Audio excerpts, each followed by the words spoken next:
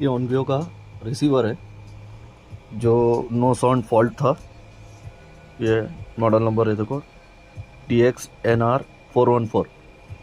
इसका problem solve हो चुका है।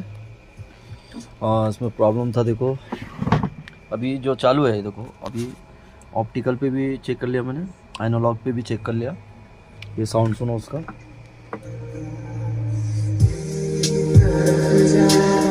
ओके पूरा ओके हो गया। इसका फॉल्ट था देखो, ये स्ट्रिप ख़राब थी उसकी, छोटी आती, मगर मेरे पास स्ट्रिप नहीं थी, मैंने इसको अल्टर करके इसको लगा दिया, ये चालू हो गया। देख लो पूरा ओके हो गया। HDMI भी चालू है, कोई प्रॉब्लम नहीं। चैनल को सब्सक्राइब करो। Thanks for watching.